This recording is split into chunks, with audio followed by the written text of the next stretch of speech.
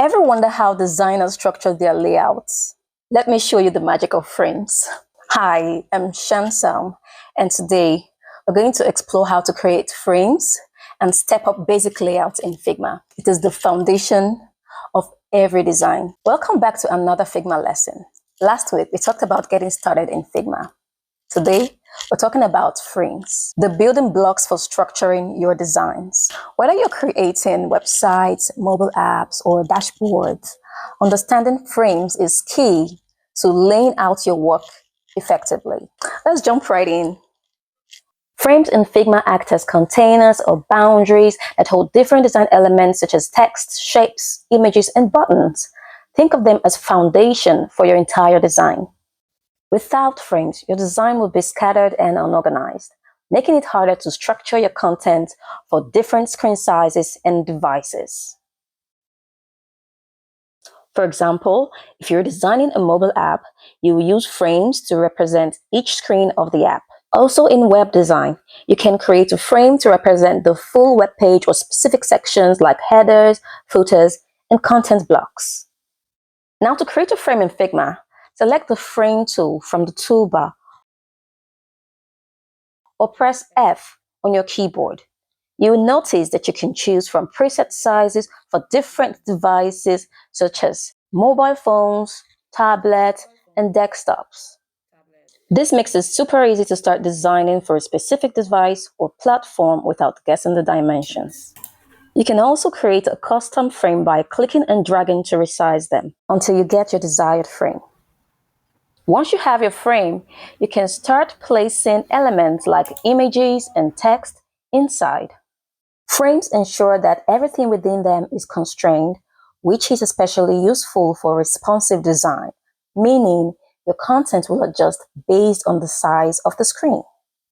To rename a frame, select the preferred frame and locate this frame on the Layers panel, which is located on the left side of your screen. Double-click on the original name. This will allow you to enter your preferred name of choice. After that, you hit enter. This will automatically change the name of your frame. One of the coolest features of Figma is the ability to nest frames within other frames. Let's say you're designing a dashboard.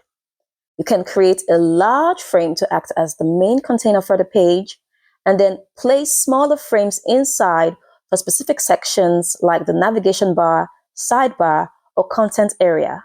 This nesting approach helps keep everything clean and structured. By nesting frames, you can also create reusable components that are organized, such as buttons or cards. For example, you could have a card layout for a menu bar with a nested frame for icons, for buttons, and another for text. This makes it easier to manage and move elements as a group. Once you have your frames, you can easily move and resize them to fit your designs. To adjust their position, simply click and drag. If you want to ensure your frames are aligned correctly, Figma provides snapping guides and alignment tools that help you keep everything neat. To do this, select the frames and go to Positions on the Properties panel. Select the appropriate alignment tool and arrange your frames. You can also apply layout grids to frames to make sure all your elements stay in line. We'll cover layout grids in details later, but for now, just know that frames are flexible enough to help you control your overall design layout, no matter the size or complexity. So, when should you use frames? All the time. Frames are crucial whenever you're working on designs for different screens or sections. Whether you're designing a single screen or multiple screens in a flow, frames help you keep everything organized. Frames are especially important in UX UI design because they provide a structure to work within. It's like building a house. You need a frame first, and then you fill it in with content. And that's it on today's lesson on frames. Next time, we'll be getting into shapes and layers, two other core elements in Figma that you will use a lot. So if you're enjoying these lessons and want a deeper dive into Figma, or you're interested in becoming a professional UX designer from scratch, feel free to reach out to me for one-on-one or group classes. Terms apply.